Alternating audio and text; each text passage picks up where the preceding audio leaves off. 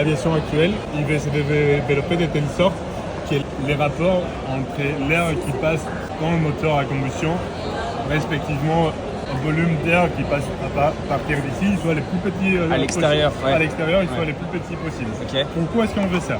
Parce qu'en gros, si dans un moteur à combustion normale, non pas à peine chauffante, mais juste dans lequel on a juste une seule touillère, tu as tout l'air qui passe. Okay. Qu'est-ce qui se passe? Tu as l'air qui sort du moteur à une vitesse beaucoup plus élevée que la vitesse de l'avion. Okay. Donc on est en train de perdre beaucoup d'efficacité du moteur par rapport à ça. C'est pour ça qu'on a introduit les soufflantes, les ventilateurs qu'on a à l'entrée. Actuellement, ça s'est fermé, mais on fait de plus en plus de moteurs plus larges.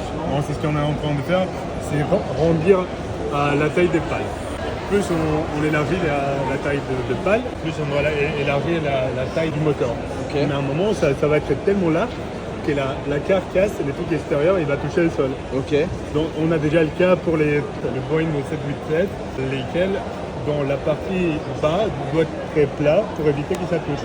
Okay. Donc ils sont en diamètre de 3 mètres. De plus en plus, ça va aller sur des systèmes comme ça, dans lesquels les sobs ne sont pas enfermés.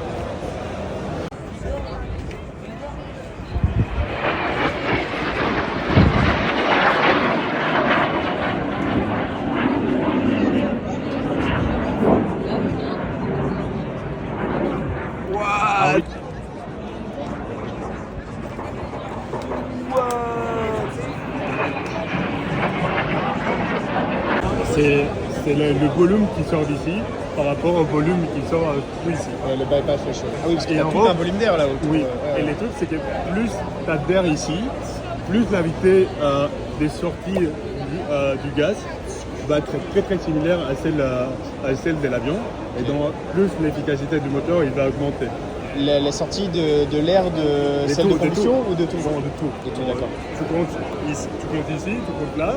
Et tu comptes. Ah, c'est pour ça que tu veux des grandes pales. Ouais, c'est ça. Ok, tu veux que ce volume-là soit. La carcasse, à un moment, donc soit tu mets des selles qui s'élèvent beaucoup, mais en gros, t'as pas autant de portance. Ouais. Soit tu fais comme ça et tu laisses les pales à l'extérieur.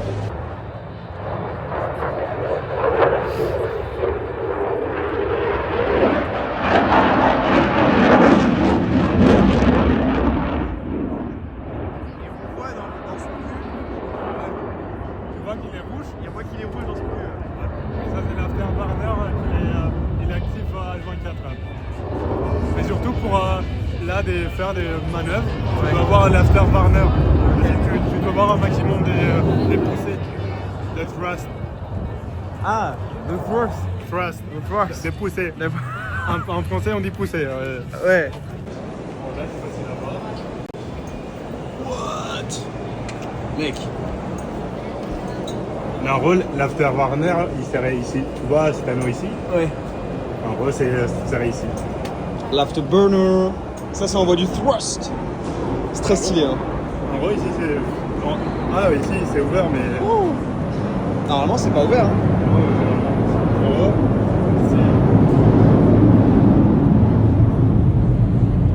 ici, c'est les compresseurs à basse pression. Ouais. Ici, c'est les compresseurs à haute pression. Après ça, t'as une. Qu'est-ce que ça fait les compresseurs à haute pression et à basse pression? Et la différence entre les deux et qu'est-ce que en gros, ils compressent, mais ça, ils compressent plus l'air que l'autre. Ok. Donc, la différence de pression entre ici et ici est plus faible qu'entre ici et ici. D'accord, ok. Ça sert à quoi de comprimer l'air? Et plus tu comprimes, plus tu as d'air, plus tu peux brûler à chaque instant. Okay. Plus tu brûles rapidement, plus tu as de la poussée. Donc, plus tu arrives à mettre de l'air, plus tu peux brûler et plus tu peux avoir une réaction. D'accord. Après ça passe, ici c'est la chambre de combustion. Ouais. Juste ici. C'est annulaire, c'est une chambre de combustion annulaire. Ouais. Généralement, ici, tu as l'air qui dans une section un peu centrifuge qui le fait rentrer, mais c'est compliqué à voir. Ici, la chambre de combustion. Puis on revient. Ici, tu peux voir. Donc en gros, celle-ci, c'est la turbine à haute pression. Okay. Et celui-là à basse pression. Et si tu te rends compte, ici à haute pression, les composants à haute pression, ils tournent dans le même sens. Ouais. Et à basse pression, ils tournent dans les sens contraires. Ouais, je vois, ouais. En gros, ça. Là, c'est basse pression, haute, basse. Oui, exactement. Et donc ça a deux significations. Donc, le plus important, c'est pour contrebalancer la force créée par là. Le moment. Le moment en force, en gros, il est équilibré. Ok. Et aussi, de façon générale, en gros, tu as deux shafts différents. Pour éviter d'avoir des soucis, c'est plus facile si tu mets des sens, des rotations différentes. Ok. Ici, bien ici, comme ça, je t'explique.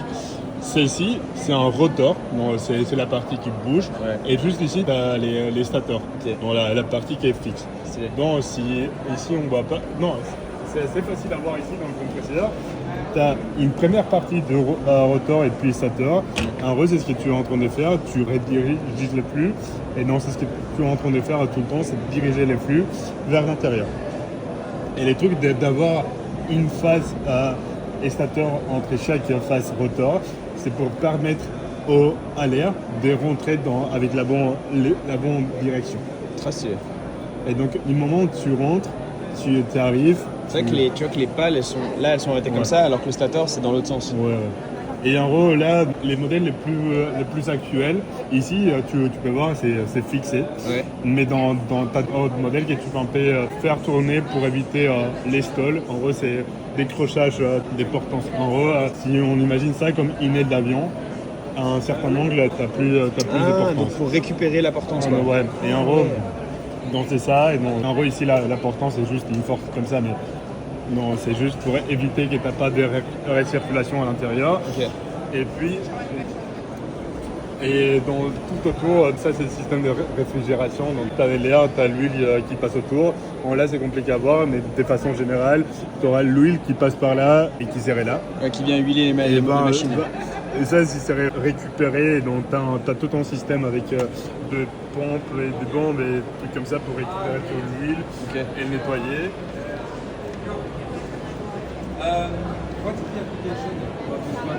Très stylé. Donc ça y est. Finalement ici, normalement ici, tu as l'afterburner. Tu vois les trous à l'intérieur. En gros, ça injecte du combustible. Donc j'imagine qu'ici, toutes ces petites tuyères, ça ramène du combustible jusqu'ici. Très stylé. Et ici, normalement, ici, tu peux farmer, nucléaire et tu as des avions que tu peux même les diriger vers le bas, un peu en arrière. Oui, j'ai déjà vu un truc comme ça. Très stylé. Merci beaucoup Mario. On va mettre ton LinkedIn. On mettra ton LinkedIn en description. C'est cool hein. Wow. Et là aussi t'as une autre. Là c'est.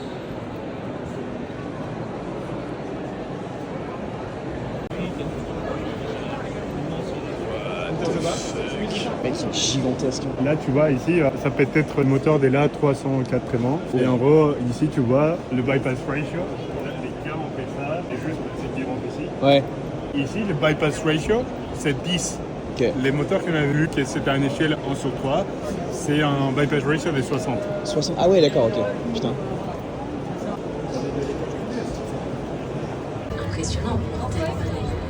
Il offre aux équipages des possibilités d'évasives à l'aide de manœuvres très serrées en posant à l'aéronef un tracteur de charge allant jusqu'à 3G.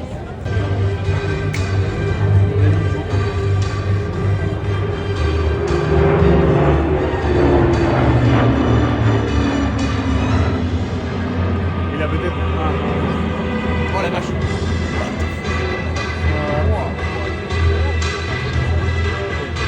Cette capacité à voler très bas et très vite sont représentatives des manœuvres effectuées sur les théâtres d'opération. Ici, ce qui va passer, c'est l'air, il va avoir tendance à aller au-dessus. Et en gros, tu as une différence de pression négative, donc ça veut dire que tu as une pression vers là. Ouais. Donc tu as beaucoup d'air qui passe là. C'est la forme de l'aile. Ouais, l'aile, tu vois qu'il fait comme ça. Donc c'est pour ça que dans les grosses avions, dans les décollages, tu as une partie qui fait comme ça pour avoir encore plus d'air qui passe et plus de portance. Et donc ici, on voit aussi des flaps derrière. Là, c'est surtout pour l'atterrissage. Et en gros, là, c'est dans ça, on peut bouger, c'est des trucs mécaniques.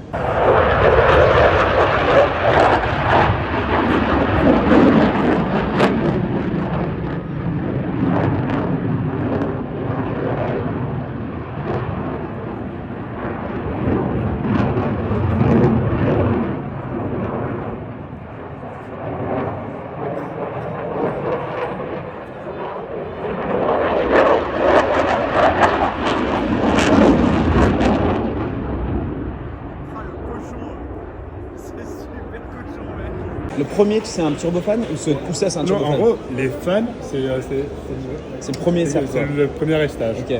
Puis tu passes en déviation de fluide. Ici, tu as un premier stage de compression. Ok. Puis tu passes à différents stages de compression là-bas. Et puis tu as la turbine. Et donc, en gros, ici, entre les deux, ici, le deuxième petit cylindre. Ouais. En gros, ici, c'est la déviation de l'air. Et donc, en gros, tu as l'air qui passe entre ces là. Il va aller vers la compression. Et c'est ce qu'il est vers les hauts. Il va juste à la sortie. Ok. Il va être pas compressé, ni roulé, ni Il rien. sort du moteur, quoi. Et à la fin, donc, si tu veux, on passe Ouais, vas-y, par vas-y. le côté. Donc ici, c'est un peu la séparation. Donc, tout ce qui rentre à l'intérieur des salles va à la compression. Là, c'est un estator, mais en gros, on n'a pas les blades. En gros, ces espaces-là, on arrive avec le blade, un knob, et on les place à l'intérieur. Ok. Et donc, en gros, ici, tu as le disque. Ici, ils sont mis juste, les estators, ils sont pas mis les stages de rotation. Ici, c'est juste fixe. Mais même si c'est fixe, tu as des stops pour diriger le flux. Donc ici, on passe à la partie compression. En gros, ici, c'est le booster, Ouais. dans les compresseurs à basse pression. Ici, c'est les compresseurs à haute pression. Et puis ici, tu as la turbine. Et donc en gros, normalement ici, c'est la turbine à haute pression. Et ici, c'est la turbine à basse pression. Et généralement, les boosters et la turbine à basse pression, ils sont connectés. Ok. Et ces deux-là, ils sont aussi connectés. Et généralement, ici, tu dois avoir un compresseur centrifuge qui envoie le flux. Ici, on place la chambre de combustion. Soit tu as des petits volumes comme ça, soit c'est un truc comme un anneau. Ok. Autour de cette pièce-là Ouais, ou à l'intérieur? autour. Ok. Et à l'intérieur, tu as la turbine. Et si jamais tu veux, ici, tu peux mettre un afterburner, tu peux mettre des trucs. Mais bon, ici, c'est déjà la sortie. Et donc, tu fais ce que tu veux. Ok. Incroyable. Mais si tu veux, on va voir la démo?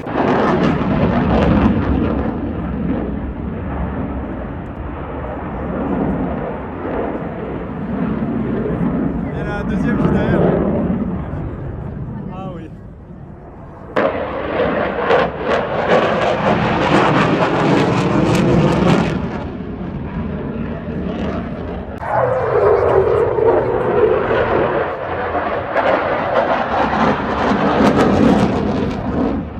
Ça fonctionne avec la propulsion solide là?